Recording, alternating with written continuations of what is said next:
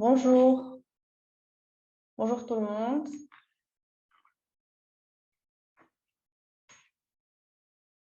Bien. Donc les gens sont en train de nous rejoindre. Bien. Bonjour tout le monde. Merci d'être avec nous aujourd'hui pour ce webinaire.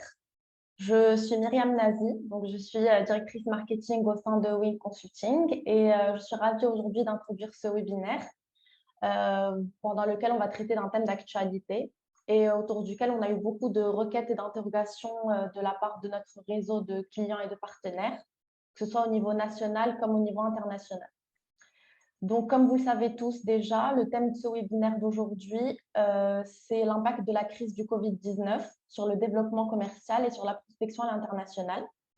Donc, il va sans dire que nous avons tous et nous continuons de subir cette crise au quotidien, quel que soit le secteur d'activité, sauf quelques rares exceptions bien sûr. Cette crise sanitaire a eu un impact économique, social indéniable, également économique, ce qui empêche aujourd'hui un retour à la normale. Donc voilà, il ne faut pas se voiler la face. Donc nous, on a pensé aujourd'hui, on sait qu'on est tous d'accord sur le fait que nous devons nous réadapter aux nouvelles pratiques et habitudes de nos prospects potentiels pour éventuellement pouvoir relancer l'activité commerciale de nos entreprises respectives. Donc aujourd'hui, ce webinaire sera animé par Jalal Benbrahim, qui est le fondateur de Wing Consulting.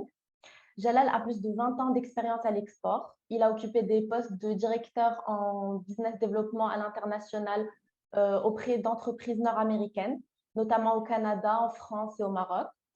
Et en 2010, Jalal a fondé Wing Consulting, qui est en fait un cabinet spécialisé en développement commercial et en mise en relation à l'international. Donc, les interventions de M. Benbrahim ont permis aux clients de Wing de générer plus de 100 millions de dollars en termes de contrats dans différents secteurs, dont l'IT et notamment l'agroalimentaire. Donc, juste avant de céder la parole à Jalal, je voulais juste vous dire qu'à la fin de la session, on va avoir une session de questions-réponses. Donc, vous pouvez en fait laisser votre question sur le chat qui est juste en bas de la fenêtre. Et à la fin de la session, Jalal fera un plaisir d'y répondre. Et aussi, également, à la fin de ce webinaire, on va vous remettre en fait un lien à partir duquel vous pourrez prendre un appel gratuit de 30 minutes. Ce sera un appel stratégique avec Jalal et où vous pourrez discuter de votre stratégie de développement et voir comment l'adapter avec le marché actuel. Donc, voilà, sur ces mots, je laisse la parole à Jalal. Bonjour Jalal. Bonjour, merci Myriam. Bonjour à tous. Je vous remercie de nous rejoindre sur ce webinaire. Ça me fait plaisir et je suis très heureux d'être parmi vous aujourd'hui et de partager avec vous un petit peu mon expérience et puis ce que nous avons aussi vécu en tant que service provider et exportateur durant cette crise du Covid. Alors, bien sûr, je n'ai rien à vous apprendre. On a tous subi cette crise de plein fouet depuis 2020. Puis c'est une crise qui s'est installée un petit peu dans le temps. Et aujourd'hui, si j'ai voulu donner ce webinaire, c'est parce que on est obligé, en tant qu'exportateur, de réagir. On ne peut pas laisser, disons, la crise prendre le dessus et qu'il il faut absolument prospecter autrement, s'adapter à notre nouveau environnement. Et c'est ce que nous allons discuter aujourd'hui durant ce webinaire. Donc, l'idée, c'est vraiment l'objectif est donc de comprendre et puis de surpasser un petit peu toutes les contraintes engendrées par la crise et puis adapter toutes les tactiques qu'il y a pour pouvoir réussir notre prospection et maintenir voilà, notre développement à l'export. Donc, ce qu'on va voir, c'est l'impact un petit peu global de la crise sur le commerce international brièvement, passer à l'impact justement, ce qui nous intéresse au niveau de la prospection et puis voir les différentes stratégies d'accès ou stratégies marketing que nous pouvons utiliser et surtout comment les adapter au contexte actuel. Donc, bien sûr, la crise a effectivement eu un impact énorme de manière générale sur les flux commerciaux internationaux. Nous avons vu un changement au niveau des chaînes de production. Nous avons vu, par exemple, l'apparition de nouveaux exportateurs qui se sont positionnés de manière efficace dans certains marchés et qui ont, si vous voulez, remplacé les exportateurs traditionnels. Pour exemple, le Maroc, par exemple, qui est parti sur l'export des masques vers la mi-2020 et qui a pu se placer sur ce secteur-là en exportant des masques en Europe, en Afrique et en Amérique latine, disons, dans un domaine qui n'était pas, au fait, où le Maroc n'existait pas encore. Et là, il vient en tant que nouveau joueur. Alors, c'est bon quand c'est vous qui venez remplacer quelqu'un d'autre, mais vous pouvez aussi le subir dans d'autres secteurs.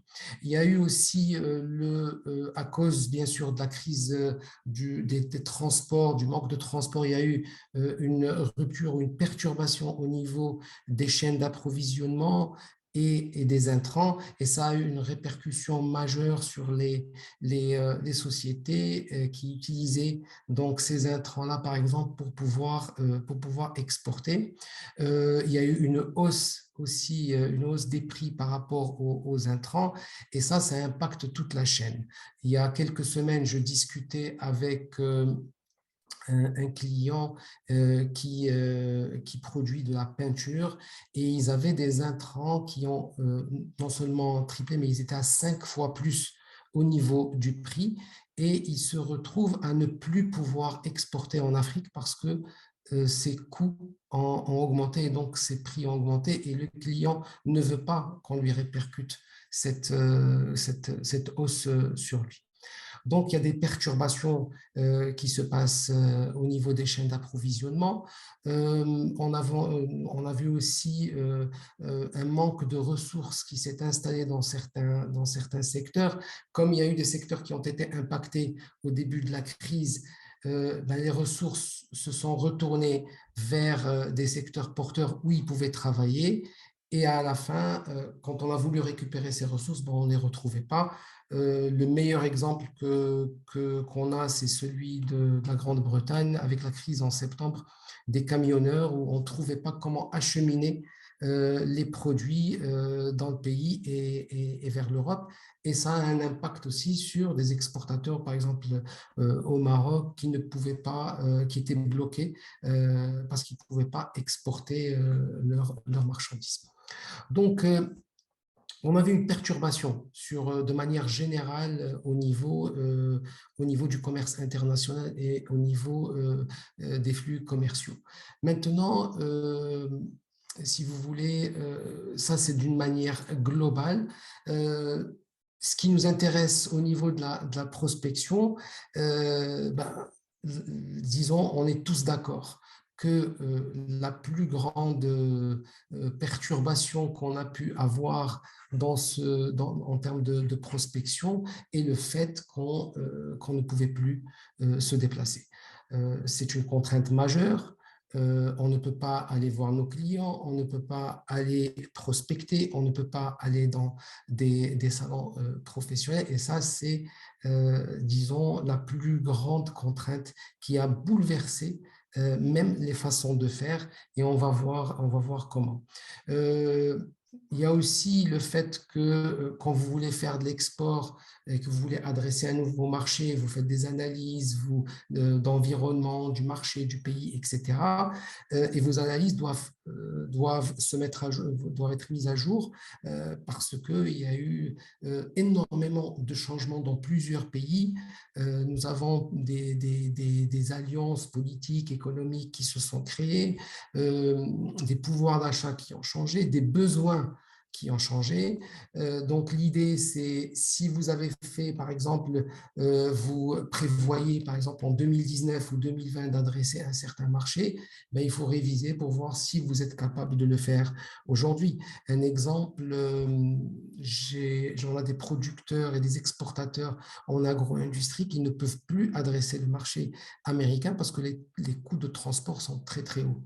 Et donc, ils sont obligés d'aller de voir ailleurs et de pénétrer d'autres marchés. Donc, l'idée, c'est vraiment, de toute façon, ça, j'en doute pas, avant que vous n'alliez quelque part, vous allez faire votre étude de marché et il faut prendre en considération tous ces changements. Les pays qui pouvaient être intéressants ne le sont peut-être plus. Il y a eu l'impact du télétravail. Alors, à ma grande surprise, franchement, je pensais que le télétravail allait aider à pouvoir rester en contact avec les prospects. En fait, ce n'est pas le cas.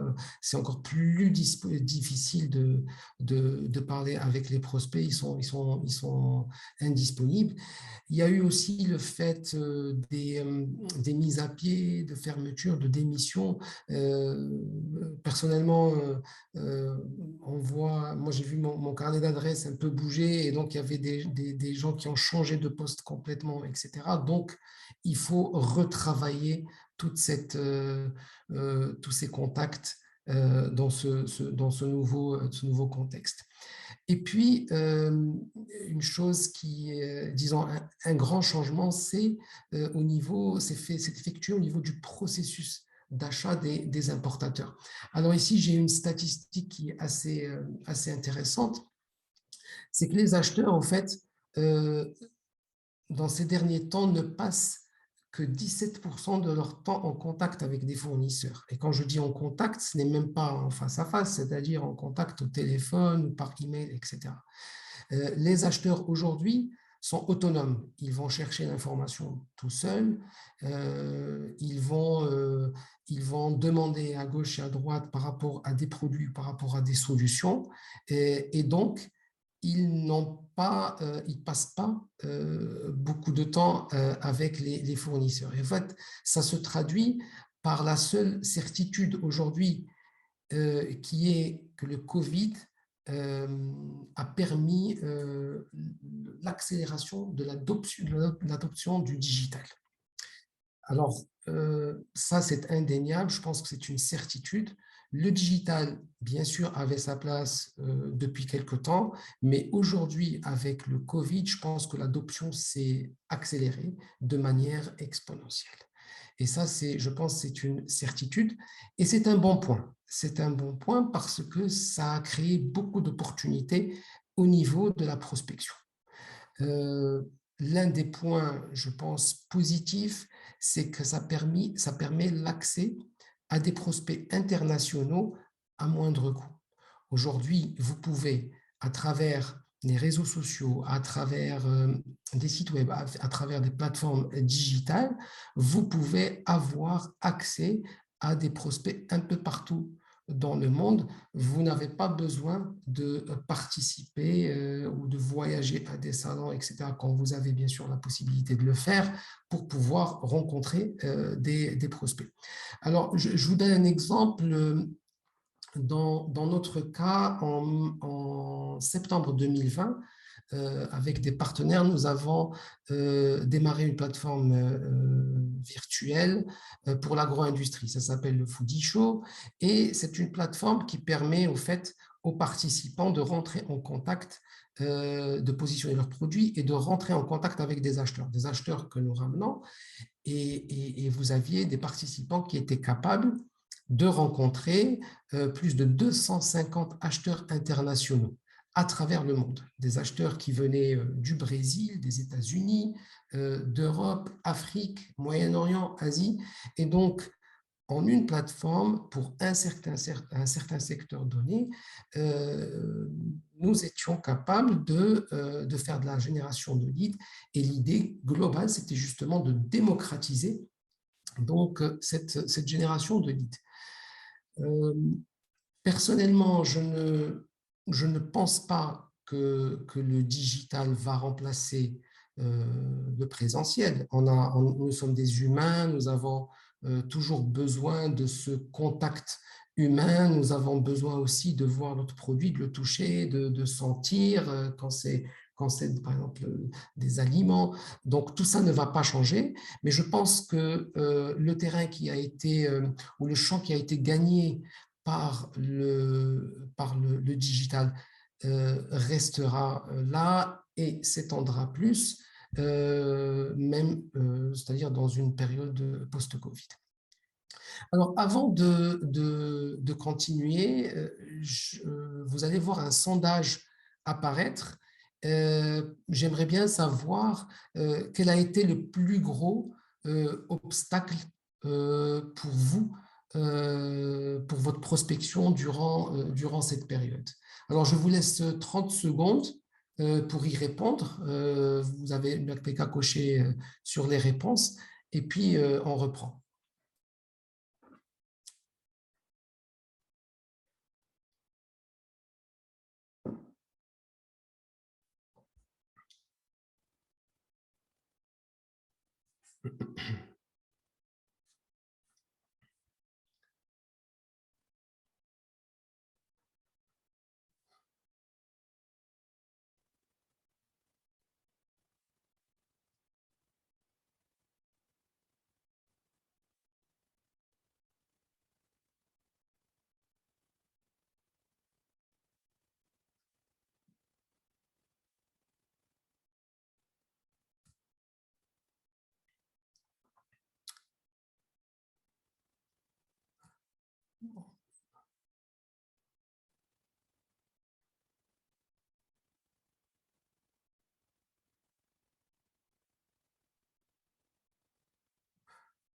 Bon, ben, je pense que c'est intéressant parce que nous avons, au fait, c'est intéressant parce que nous avons une égalité entre les prospects qui sont difficiles à joindre et les prospects qui préfèrent travailler avec les clients qu'ils connaissent. Et en fin de compte, ça rejoint tout ce qu'on a dit. Et effectivement, aujourd'hui, il y a une grosse difficulté à joindre les prospects. De part, il y a le télétravail, il y a beaucoup de choses qui ont changé. Et donc, c'est très, très compliqué de joindre des prospects. On va voir un petit peu comment les choses peuvent comment on peut pas, c'est-à-dire essayer de résoudre ce problème-là. Il y a aussi effectivement le problème des prospects qui préfèrent travailler avec des clients qu'ils connaissent. Ça, c'est clair. Nous l'avons vu pour certains de nos clients. Moi, je me rappelle très bien déjà à partir du mois de avril-mai, quand on essayait de travailler pour des clients et de trouver des prospects, franchement, c'était bloqué. Les gens n'avaient pas la tête à travailler avec essayer de nouveaux fournisseurs. La réponse classique, c'était que là, on ne fait rien, on attend, on a nos fournisseurs et on ne bouge pas. Et puis, bon, après, en troisième position, c'est ne pas pouvoir se déplacer, effectivement. Donc, ça, c'est quelque chose qui, quand on fait de la prospection et qu'on est habitué à aller rencontrer nos clients, à aller dans tel ou tel salon, c'est clair que c'est un handicap de ne pas pouvoir refaire ça chaque année et puis garder le lien déjà avec nos clients et puis avec de nouveaux prospects dans les régions qu'on vise. Et puis, la difficulté de trouver les listes de prospects qualifiés, ça je peux vous le garantir, on le vit chaque jour chez nous aussi à Wink. Donc, effectivement, les listes qualifiées sont très, très rares et ce n'est pas évident. Et des fois même, vous pouvez acheter des bases de données et elles ne sont pas qualifiées. Donc, il y a un vrai travail à faire dans ce sens et ça va rejoindre un petit peu ce que je vais présenter dans quelques moments.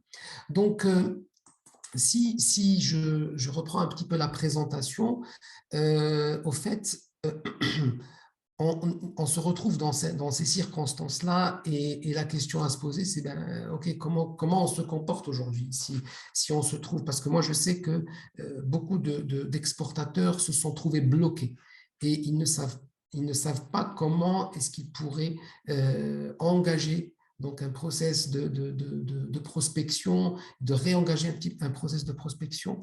Et donc aujourd'hui, si vous voulez, la première des choses, c'est il faut absolument comprendre le client, comprendre ses besoins, se mettre à sa place, discuter avec lui, discuter de ses besoins. Il faut énormément d'empathie. Il faut aussi s'adapter aux besoins du client, que ce soit au niveau des solutions que vous présentez, au niveau des services, au niveau des modalités de paiement. Il y a une adaptation à faire, une compréhension et une adaptation à faire pour pouvoir percer.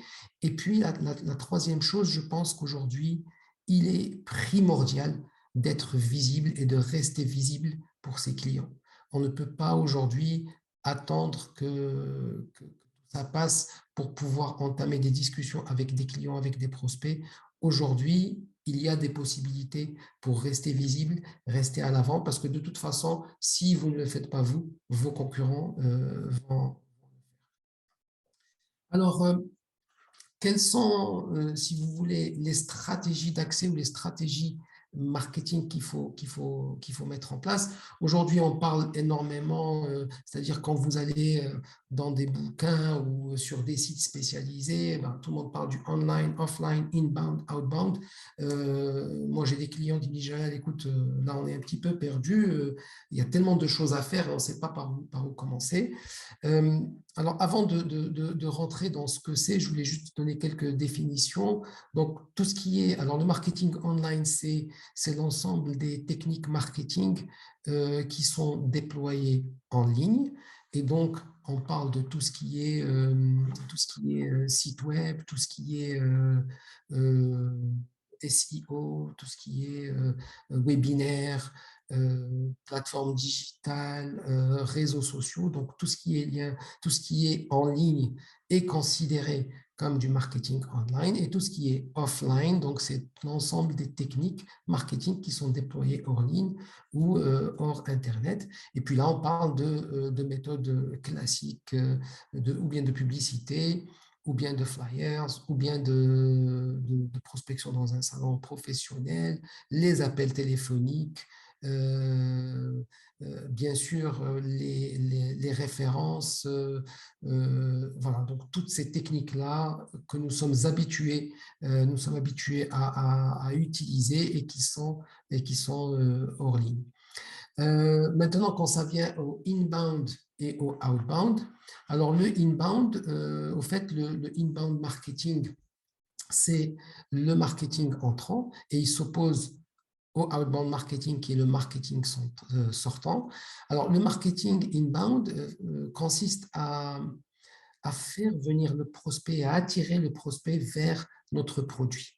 Alors que le outbound, c'est quand nous proposons notre solution ou notre produit au client. Et là, il y a une différence parce que quand on est sur du inbound, le prospect est naturellement attiré par le contenu qu'on propose. Et le contenu, il est au centre de la stratégie inbound. Le outbound, bien sûr, ça porte ses fruits, mais la grande différence, c'est que dans le outbound, en fait, c'est nous qui allons vers le client, mais on ne sait pas si le client il est prêt à nous écouter ou pas. Et c'est la grande différence. Alors, si vous voulez, quelle stratégie choisir, la question n'est pas là. La question n'est pas de dire quelle stratégie je vais choisir, parce que votre stratégie va dépendre de votre produit, elle va dépendre de l'industrie où vous êtes et de votre prospect. Si vous êtes dans une industrie où les gens ne vont pas souvent sur les réseaux sociaux, ben vous n'allez pas utiliser les réseaux sociaux. Si votre industrie elle est traditionnelle, ben elle est traditionnelle, il y a des méthodes traditionnelles pour pouvoir attirer les prospects. La méthode aussi ou la stratégie que vous allez déployer, ou les tactiques et les stratégies que vous allez déployer vont dépendre aussi de vos moyens. Si par exemple vous avez les moyens de faire de la publicité en ligne ou hors ligne, c'est bon de déployer, voilà, de faire de la publicité si c'est quelque chose de pertinent pour vous. Mais si vous n'avez pas les moyens de le faire, il y a d'autres méthodes et puis il y a d'autres stratégies, différentes stratégies à mettre en place. Et puis, il y a le timing et les objectifs. Quels sont vos objectifs? Est-ce que combien de leads vous cherchez à convertir? En combien de temps? Est-ce qu'on parle de court terme, de moyen terme ou de long terme? Dépendamment de la stratégie, dépendamment de vos objectifs, vous allez déployer la stratégie qu'il vous faut. Je vous donne un exemple. Parmi les services qu'on offre, on offre des services aux institutionnels.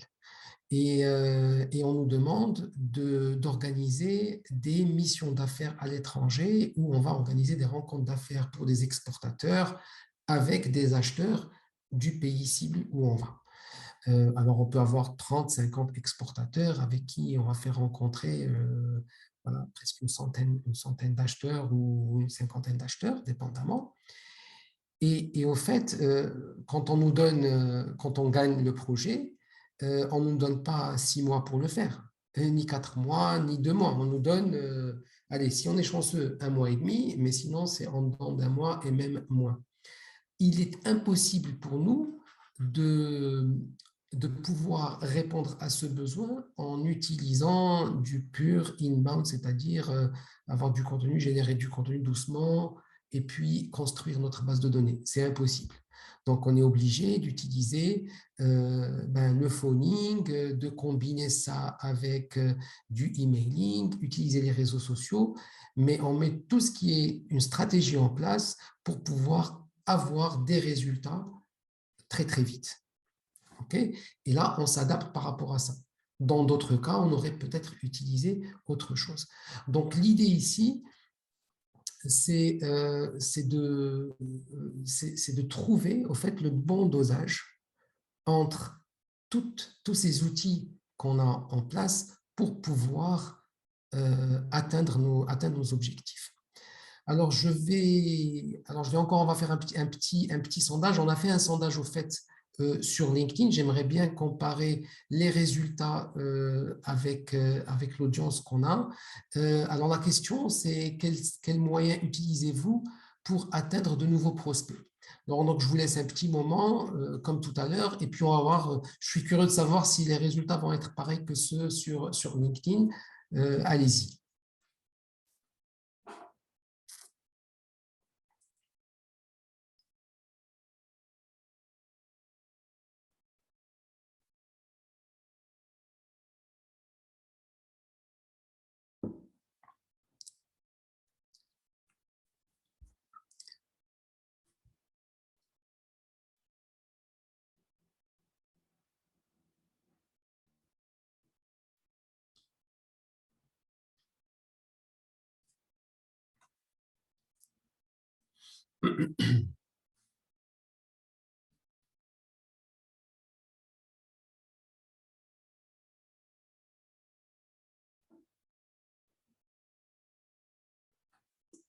Très bien.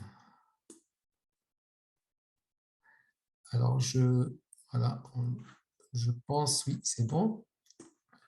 Donc, alors, au niveau des résultats, donc, nous avons la majorité à 80% font du emailing,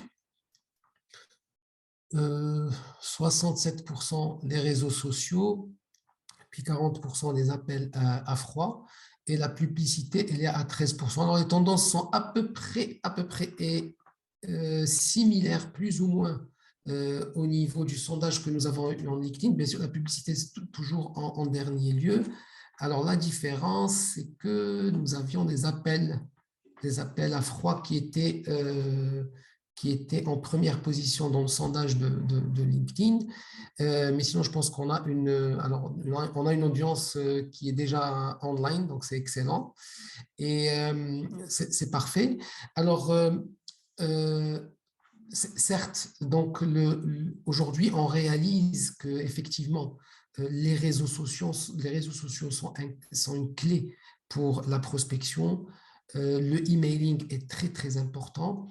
On voit aussi que les appels peuvent être intéressants aussi. Alors, ce que je vais faire, c'est que on va voir un petit peu certaines méthodes, disons, outbound, entre offline et online, et puis on va passer sur la partie inbound. Il y a une question qui se pose tout le temps au niveau de la prospection. Et justement, quand je vois là que, par exemple, 30 et quelques pourcents sont toujours, ou 40% sont toujours sur les appels à froid, c'est tout à fait normal. C'est des appels à froid, en fait, les appels sont une technique qui est très, très importante parce que, bien sûr, quand vous avez la bonne personne au téléphone et que vous êtes capable de lui parler et de discuter et d'entamer une discussion, vous avez plus de chances de pouvoir avancer avec elle dans votre sales funnel, ça c'est clair. Maintenant, quand on voit un petit peu les statistiques, d'après certaines statistiques qu'on a eues, les appels à froid ont un taux de conversion de 0,3 à 6,2%. Et quand on parle de taux de conversion ici, on ne parle pas de taux de conversion à un client, on parle de taux de conversion, disons, d'un inconnu qu'on appelle à froid vers un prospect qui est intéressé à nous écouter, qui est intéressé à échanger avec nous. De la même manière que pour les emailing, quand c'est des emails à froid, on est sur un taux de réponse de 1%. Donc, je pense qu'il y a des règles au niveau, il y a des règles à suivre au niveau des appels. D'abord, il faut vraiment avoir de très bonnes listes. Il faut avoir des listes qui soient mises à jour. Et on a vu dans le premier sondage qu'avoir de bonnes listes était parmi les grandes difficultés au niveau de la prospection, et je le confirme. C'est très, très difficile. Surtout qu'aujourd'hui, il y a la loi de protection de données, et donc vous devez avoir des listes qui sont conformes aux lois RGDP pour pouvoir, à travers ces listes, appeler des clients. Nous-mêmes, quand on achète des listes, on doit s'assurer dans les termes et conditions qu'on peut appeler les personnes à travers ces listes-là. Il y a aussi le fait qu'aujourd'hui, quand vous faites des appels, alors supposons que vous avez les cellulaires des personnes, quand vous faites des appels, vous savez, des gens, ils ont leur smartphone, ils savent qui appelle, et quand ils ne connaissent pas, ils ne répondent pas. Ça, c'est d'une. Deuxièmement, aussi, quand vous faites de la prospection, ils voient l'indicatif du pays. Quand ce n'est pas un pays qu'ils reconnaissent, quand ce n'est pas un indicatif qu'ils reconnaissent, ils ne prennent pas le téléphone. Et ça, c'est un constat que nous avons eu, que nous voyons, c'est-à-dire tout le temps. Alors, en plus de cela, aujourd'hui, à cause du télétravail, quand vous avez le numéro, par exemple, d'une compagnie, vous appelez, vous tombez sur la standardiste. D'habitude, si vous êtes bon et que vous la passez, elle vous envoie vers l'acheteur. Aujourd'hui, même si vous êtes bon et que vous la passez, elle ne peut même pas vous envoyer vers l'acheteur parce qu'il travaille de la maison ou elle travaille de la maison. Il ne peut pas vous communiquer le numéro de téléphone mobile de la personne. Et en fin de compte, vous vous rabattez sur un email qu'elle vous donne. Alors, l'email, pour revenir au email à froid, votre email, il a beaucoup de chances d'aller vers les spams. Quand vous faites aussi, entre parenthèses, du emailing, quand c'est des emails qui ne sont pas vérifiés, vous avez beaucoup de chances pour que ça aille dans les spams et que vous vous retrouvez, par exemple, banni de certains serveurs ou bien banni de certaines plateformes si vous faites de l'automatisation au niveau des emails. Je sais que des plateformes comme MailChimp ou comme HubSpot ou ActiveCampaign, ils exigent que les emailing soient vérifiés. Donc, si jamais vous avez un taux de rejet qui est très haut, on vous bloque. Donc, là aussi, il y a des choses à faire pour améliorer tout ça. Pour revenir aux appels, Aujourd'hui, je pense qu'il y a des objections du moment. À chaque fois qu'on appelle, ben, le budget n'est pas clair pour le moment. Nous ne rencontrons pas de nouveaux fournisseurs. Et puis, on attend que la poussière tombe par rapport à ce qui se passe au niveau de la crise du Covid. Et donc, ce que ça dit, c'est qu'au fait, le client a besoin d'être rassuré avant même qu'il ne vous parle et avant même qu'il ne prenne une décision, la décision de continuer à vous parler. Alors, l'une des façons d'améliorer ces taux, c'est au fait de réchauffer un petit peu, entre guillemets, vos appels et vos emails. Et parce qu'on voit que quand on a des warm emails et des warm calls, des appels un peu plus réchauffés, le taux de conversion, le taux de réponse augmente énormément. Alors, qu'est-ce que cela veut dire? Ça veut dire que quand vous avez une liste, par exemple, de contacts, au lieu d'appeler, ben, il faut aller faire des recherches sur le web, sur les réseaux sociaux, voir les intérêts de la société ou de la personne que vous allez contacter, essayer de rentrer avec eux en contact. Je pense qu'aujourd'hui, l'un des outils les plus puissants, en tout cas à mon avis, au niveau de la prospection B2B est LinkedIn. LinkedIn est formidable parce qu'il vous permet vraiment de qualifier un petit peu et de voir vos prospects, les compagnies qui vous intéressent et puis de rentrer en contact avec eux. Alors LinkedIn a un petit peu serré les choses. Justement, excusez-moi de vous couper, Jalal, on a une petite question par rapport à ça. On nous demande en fait si justement LinkedIn ne revient pas au fait d'envoyer des emails à froid. En fait, est-ce qu'il ne s'agit pas en fait du même process et quelle est la différence et quels sont les risques et au contraire les avantages par rapport à LinkedIn? Euh, oui, ben, écoute, bon, merci pour la question. Au fait, oui, on pourrait croire que le LinkedIn, c'est comme du outbound et on va vers le client, mais la grande différence, c'est que quand vous envoyez à un client, par exemple, une requête de contact, le client peut aller chercher de l'information sur vous. Alors que quand vous appelez, ben, il est mis devant le fait accompli parce que vous l'avez appelé. Quand vous envoyez un email, il ne vous connaît pas. Alors que là, et ça c'est quand il reçoit votre email, alors que là, sur LinkedIn, la personne peut aller voir votre profil, voir ce que vous faites, voir s'il y a un fit, et puis vous accepter ou non. Donc, il a ce contrôle-là et ça change complètement la donne. Donc c'est dans ce sens que LinkedIn est beaucoup plus puissant que le fait d'envoyer juste un email ou faire un appel à froid. Donc, je disais que LinkedIn aujourd'hui est une clé pour la prospection B2B et il est très, très important de bien arranger son profil LinkedIn et de bien gérer ses contacts. Alors, je disais au fait que LinkedIn, la société, ils ont limité le nombre de contacts, de requêtes de contacts à, je pense, on pouvait faire 100 requêtes par jour. Aujourd'hui, c'est 100 requêtes par semaine. Mais il reste que sur ces 100 requêtes, si vous avez fait un travail de qualification et que si vous envoyez votre requête et que vous n'avez que, je sais pas, 60 personnes qui vous répondent et sur ces 60 personnes, vous entamez des discussions, je pense que si au bout pour ces 100 personnes, vous êtes capable d'en convertir une, deux ou trois en clients, c'est déjà extraordinaire. Alors, bien sûr, quand on parle aussi c'est-à-dire de l'outbound ou des stratégies traditionnelles, ben, il y a votre carnet d'adresses, vos contacts, des gens qui peuvent vous référer. D'ailleurs, même sur les réseaux, même sur LinkedIn, si tous vos contacts de premier degré peuvent vous référer vers d'autres contacts si vous le désirez. Et puis ça reste toujours très, très puissant comme façon de faire.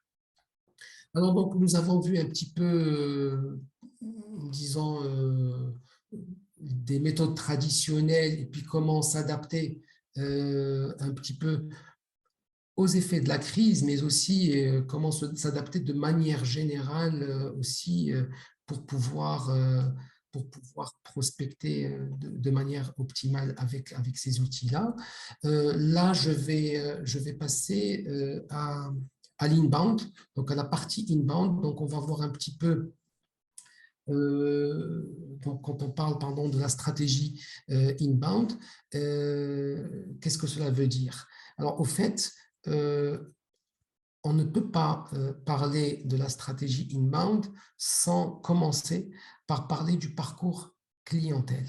Pourquoi? Parce que l'essence du inbound, c'est attirer le client et donc pour pouvoir attirer ce client-là, il faut qu'on comprenne comment le client fonctionne.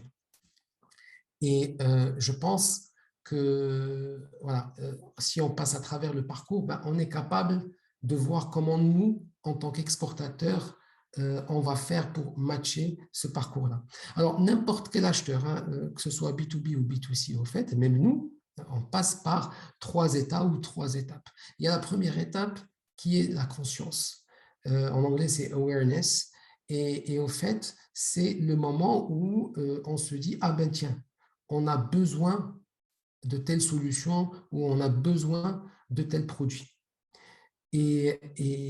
Alors, si je donne un exemple, si vous êtes par exemple exportateur vers les États-Unis, ben, à un moment donné, vous vous dites, vous prenez conscience que vous avez besoin, par exemple, vous avez un produit, je ne sais pas, en agro-industrie, ou en cosmétique, vous vous rendez compte que vous avez besoin d'un agent FDA, donc de la Food Drug Administration aux États-Unis, pour pouvoir homologuer ou certifier vos produits pour qu'ils puissent rentrer dans le pays. Donc là, vous avez un intérêt qui est manifesté. On dit, ah ben tiens, j'ai besoin de ça. OK? Donc, si, par exemple, une fois que vous avez donc manifesté cet intérêt-là, ben, la deuxième étape, c'est celle de la considération, c'est-à-dire une étape où on commence normalement à faire de la recherche, à faire une évaluation des solutions qui sont sur le marché pour pouvoir avoir plus d'informations et voir chercher les solutions qu'il y a. La troisième étape, c'est l'étape de décision, c'est-à-dire que ben, c'est l'étape finale où peut-être j'ai eu des démos, j'ai eu des devis que j'ai comparés, j'ai eu des références et donc je suis capable à partir de là de prendre la décision d'aller avec tel ou tel fournisseur. Donc, n'importe quel acheteur passe par ces trois étapes-là. Alors, dans l'autre sens, si vous voulez, dans l'autre sens, vous avez le sales funnel, c'est-à-dire le funnel de vente pour tout exportateur. Alors, la première étape, comme on a dit, c'est vraiment attirer le prospect. Et au fait, l'idée, c'est qu'on veut passer d'un inconnu vers quelqu'un qui va interagir avec notre contenu, qui va visiter notre site web ou qui va interagir avec un contenu donné. Maintenant, il y a plusieurs moyens d'attirer ce trafic, que ce soit à travers les sites web, les blogs, bien sûr, il y a du contenu à réaliser, faire de la publicité en ligne, etc. Donc, il y a plusieurs méthodes.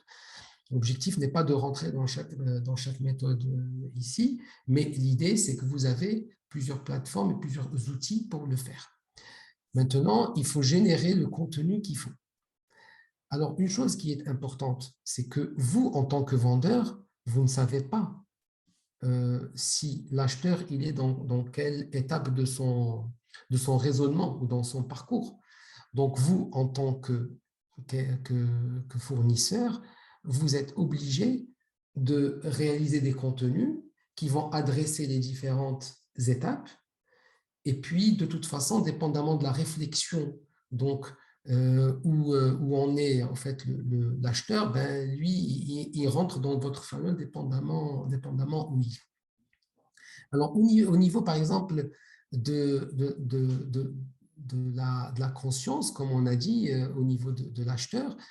Si moi, je veux adresser, par exemple, quelqu'un qui aurait besoin donc d'un agent FDA, là, ce que je peux faire, c'est mettre en place un contenu éducatif, par exemple des infographies ou des choses qui montrent quelles sont les étapes pour rentrer, par exemple, rentrer un produit aux États-Unis. Et puis voilà, vous avez la partie FDA. Et puis voilà, pour la partie FDA, ce qu'il faut plus ou moins faire sans rentrer trop dans les détails. Je peux mettre ça dans une publicité, par exemple, en ligne, si je veux utiliser des ads, ou je peux faire ça de manière organique. Et l'idée, c'est d'attirer donc ce client-là qui est encore en phase de conscience. Maintenant, la deuxième étape, c'est, alors je passe d'un inconnu vers un visiteur. Maintenant, je veux passer d'un visiteur vers un prospect, c'est-à-dire un prospect qualifié dans le sens où c'est vraiment quelqu'un qui est intéressé. Donc, je dois le convertir en lead. C'est quelqu'un qui est vraiment intéressé par le sujet. Je peux faire des webinaires, je peux faire envoyer faire des livres blancs, des e-books, des white papers pour parler du sujet. Comme ça, je donne au client assez de contenu. Si le client a cliqué la première fois sur mon contenu, ben c'est qu'il est intéressé par le reste et donc je lui donne, etc. Et c'est comme ça que je vais donner le maximum d'informations au client pour l'aider à prendre une décision. Et à partir de là, il y a bien sûr la conclusion, donc la conversion en client, où ici, je peux donner, par exemple, des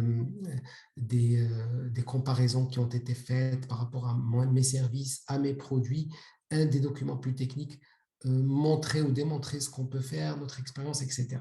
Donc, il y a un contenu à adapter à chaque étape pour pouvoir répondre aux besoins du client, dépendamment où est-ce qu'il est dans son funnel. Alors, il y a une étude qui a été faite qui montrait que, au fait, les clients dans une industrie quelconque, il y a 60% des acheteurs, disons des clients, des prospects qui sont dans la première phase ici de la conscience. Il y a à peu près 3% qui sont en bas, c'est-à-dire qu'ils sont prêts à acheter, et puis le reste, à peu près 37%, qui sont au milieu et qui sont en train de considérer, disons, telle ou telle solution.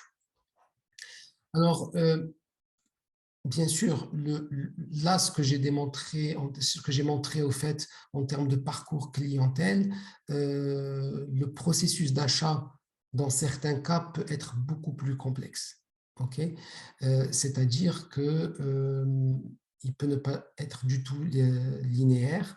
Quand vous travaillez, par exemple, alors moi j'étais dans le domaine des télécommunications et je sais que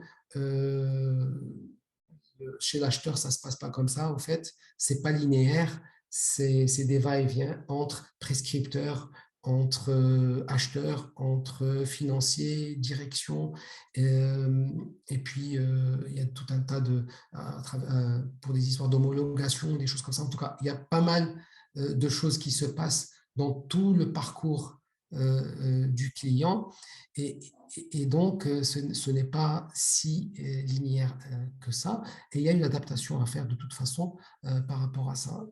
Donc, si on veut voir un petit peu de manière globale, alors j'ai pris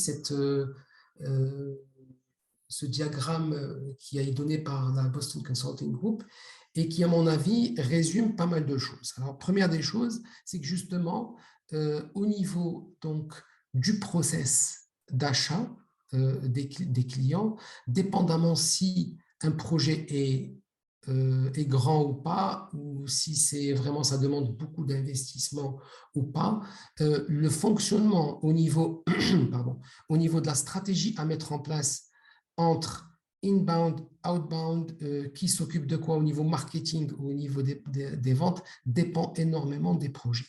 On remarquera ici, par exemple, alors ce qui est gris foncé, c'est les ventes. En gris un peu plus clair, c'est vente et marketing. Et puis le marketing ici, en gris clair. Vous remarquerez que, au fait, quand le projet est petit, c'est le marketing qui prime, et plus le projet devient important, plus les ventes vont être intégrées au processus d'achat plus tôt dans le parcours. Et ça, c'est tout à fait normal, parce que quand des projets sont plus chers ou sont plus compliqués, il y a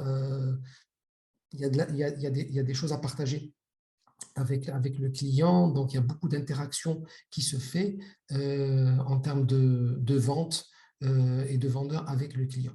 Alors, ce qui est intéressant, c'est ces petites flèches ici en vert qui montrent les tendances justement par rapport à tout ce qui se passe au niveau de post-crise, mais même durant ces dernières années. C'est qu'on voit qu'aujourd'hui, le client a tendance à être autonome, donc il a tendance à aller chercher l'information lui-même, que de la même manière, on repousse les ventes vers le bas du parcours. Et puis, une chose qui est intéressante aussi, c'est qu'aujourd'hui, même au niveau des départements de vente, il y a des changements qui s'effectuent parce que les commerciaux ne se déplacent plus, ok, et ils donnent beaucoup de support aux clients sur place. Et donc, l'idée, c'est qu'il y aura beaucoup de support qui va se faire sur place et que les commerciaux ne seront, disons, actifs qu'à partir du bas du funnel du parcours du client. Tout ça, bien sûr, dépendamment donc de la taille du projet. Donc, il y a beaucoup de changements qui se passent. Alors, là, je parle de vente, marketing, donc je parle de sociétés, de grandes sociétés, mais on voit ces changements-là. On les voit, et on les voit même dans les petites sociétés ou des commerciaux aujourd'hui qui ne se déplacent pas, mais qui sont obligés de travailler avec leurs clients et d'aller chercher de nouveaux clients sur place. Et je pense que, dépendamment donc du projet ou du produit que vous avez, dépendamment des objectifs, il va falloir trouver, je pense, le bon dosage pour pouvoir répondre à vos besoins et aller chercher une nouvelle clientèle. Donc voilà, on a vu un petit peu donc l'impact du Covid sur la prospection, sur le développement commercial à l'international. Nous avons pu voir aussi justement le fait que le Covid a accéléré l'adoption du digital. Et donc, là, je pense qu'il y a quelqu'un qui lève la main. Myriam, si tu peux...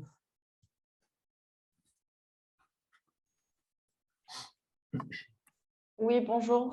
Oui, bonjour, je ne sais pas si vous m'entendez. Oui, allez-y. Moi, j'interviens juste parce que j'ai une autre réunion, donc je me permets d'intervenir un peu. Alors, je vais juste faire une petite précision par rapport au début d'enquête où on disait qu'il y avait justement un problème la difficulté dans la prospection était de contacter les gens. Je pense qu'il faut faire une distinction entre avant Covid et pendant Covid, parce que cette problématique a toujours existé au Maroc, donc c'est un fait plus spécifique. Maintenant, j'ai l'impression, moi, de mon côté, mais je pense je ne sais pas si on a suffisamment de recul vu que ça ne fait pas si longtemps que ça, par rapport à justement l'arrivée de la digitalisation et des nouveaux supports, applications, webinaires, portails et autres. Est-ce que justement ça n'a pas un côté relativement positif ou au moins innovant par rapport justement à l'accès au contact et à la connexion? Oui, alors déjà, pour votre première remarque, effectivement, trouver des clients a toujours été compliqué. Alors, ce qui a été plus compliqué avec le Covid, moi, je pense, c'est surtout le fait qu'il y ait, alors déjà, le télétravail et le fait de ne pas pouvoir rejoindre les gens quand ils sont au travail et qu'on ne peut pas vous les passer si vous n'avez pas leur numéro de portable. Après, il y a tout l'aspect, on va attendre que le Covid passe pour pouvoir trouver d'autres fournisseurs, etc. Donc, oui, il y a une difficulté qui a toujours existé, mais qui s'est un peu accentuée post-Covid.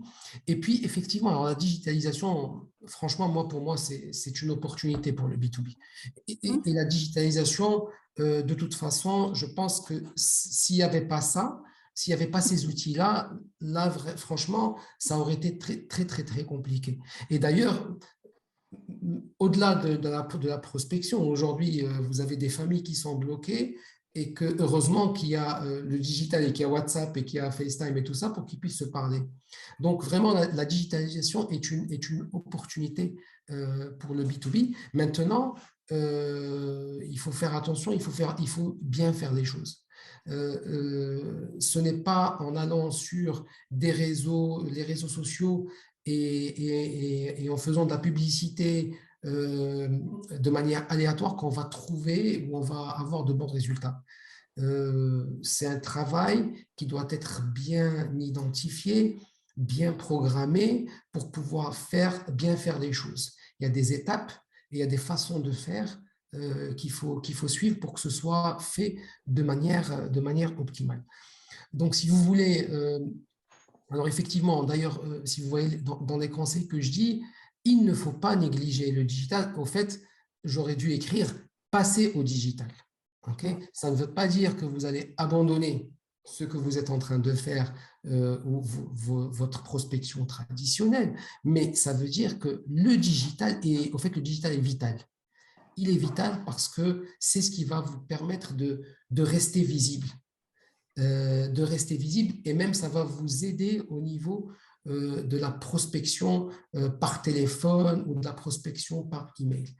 Cependant, il faut vraiment absolument avoir la bonne stratégie et adopter la bonne stratégie et les bonnes tactiques. Et ça ne dépend que de vos moyens, de vos objectifs, de votre industrie, de votre produit et de votre client. C'est cette combinaison qui fait qu'on va choisir une chose et pas une autre, ou une stratégie et pas une autre.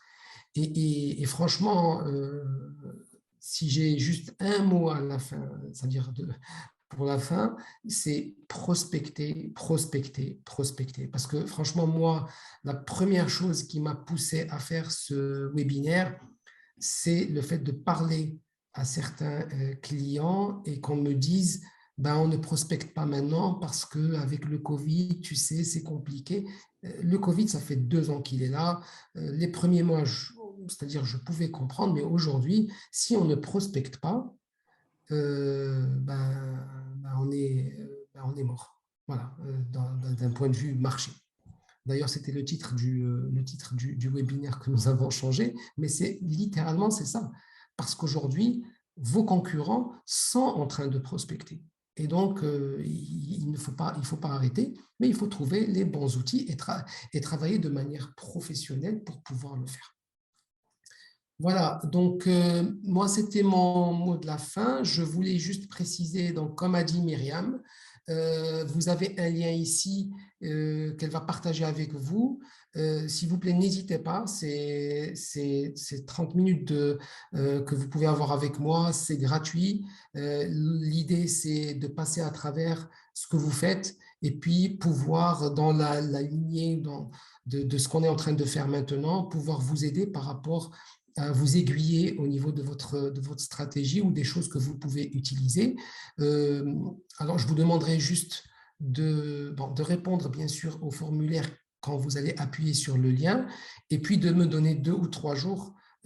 Par exemple, si vous prenez rendez-vous aujourd'hui, ne le prenez pas pour demain, prenez-le pour la semaine prochaine, pour que je puisse avoir le temps, justement, de me familiariser avec ce que vous m'avez envoyé et que ça peut être bénéfique pour nous deux.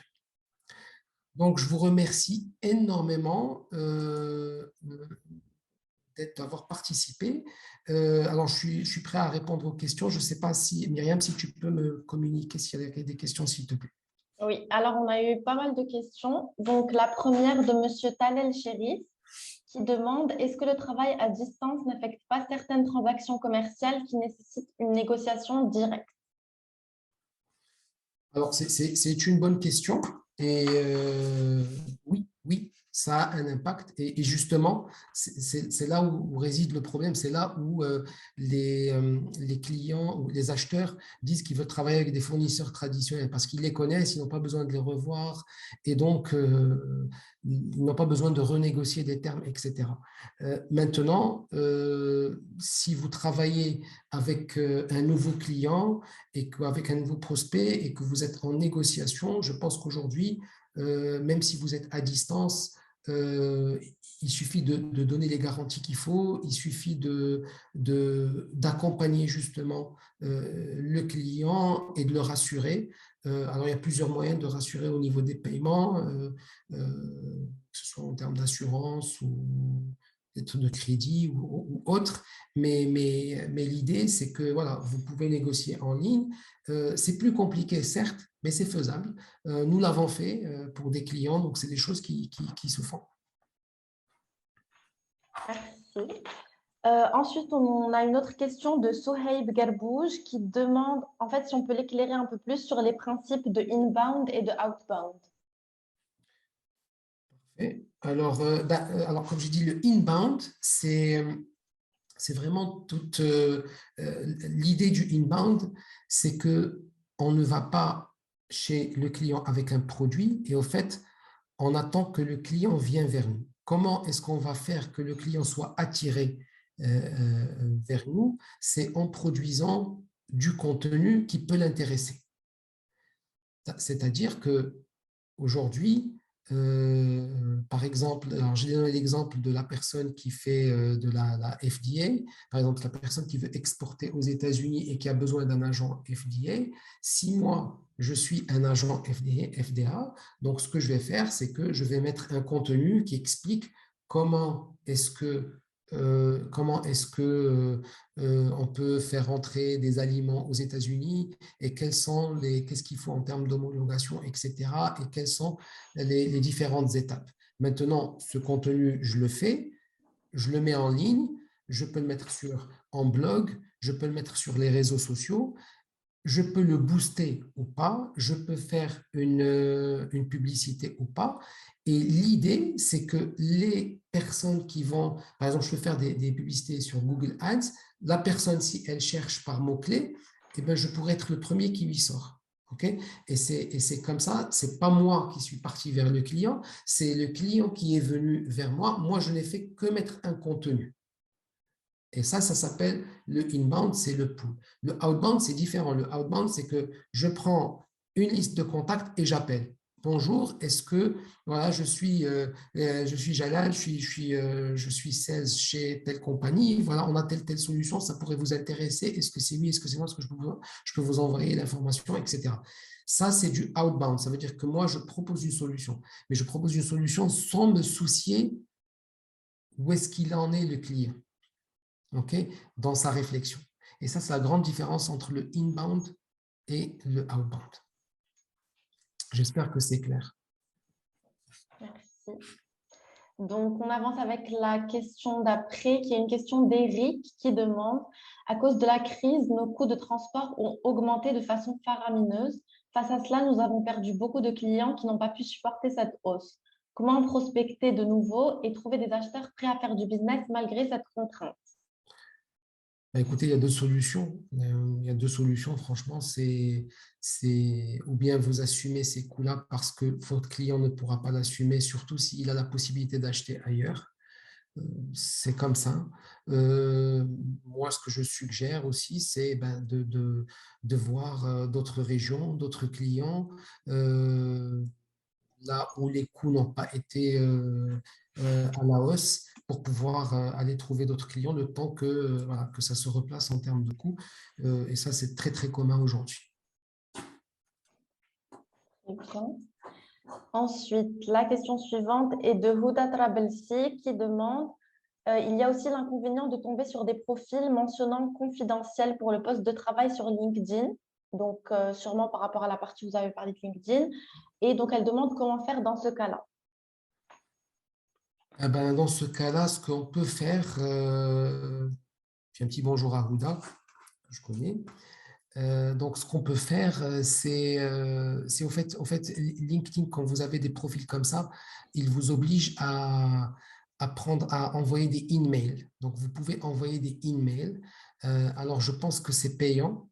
Je pense que quand vous ne payez pas, vous avez un nombre limité de emails. Vous avez un par mois ou quelque chose comme ça. Je ne suis pas sûr. Mais il y a des emails que vous pouvez envoyer. Une autre façon, c'est de voir si vous pouvez avoir accès à des contacts qui ont cette personne comme contact et puis qui peuvent vous référer à cette personne-là. Et vous pouvez faire aller sur des degrés. Donc, essayez de vous référer jusqu'à arriver à cette personne-là. Après, si, par exemple, c'est très compliqué d'aller sur LinkedIn, de la trouver sur LinkedIn, vous pouvez essayer de faire des recherches ailleurs et voir comment vous pouvez recouper de l'information pour l'atteindre. Mais je pense que le email, c'est la solution si vous voulez vraiment atteindre une personne. Très bien.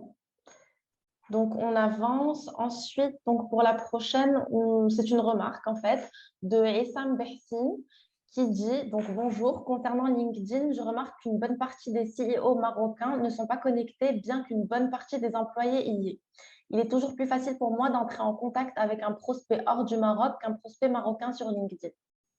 Qu'est-ce que vous pensez de ça? Tout à fait, tout à fait. Et c'est culturel, mais je pense qu'aujourd'hui, les choses sont en train de changer. Je pense qu'aujourd'hui, les choses sont vraiment en train de changer et les gens réalisent qu'ils doivent être présents de la même manière qu'ils ont un profil personnel sur Facebook, ils sont en train de réaliser qu'ils doivent avoir un profil professionnel sur LinkedIn. Je pense qu'il faut donner un peu de temps, mais oui, je suis tout à fait d'accord. Et d'ailleurs, c'est simple, c'est pour ça qu'aujourd'hui, quand vous voulez faire de la pub sur LinkedIn, quand vous cherchez des prospects, un lead, par exemple au Maroc ou en Afrique, les leads sont beaucoup moins chers qu'aux États-Unis. Vous payez beaucoup plus cher un lead aux États-Unis ou en Europe qu'un lead au Maroc ou en Afrique, justement à cause de ça, entre autres.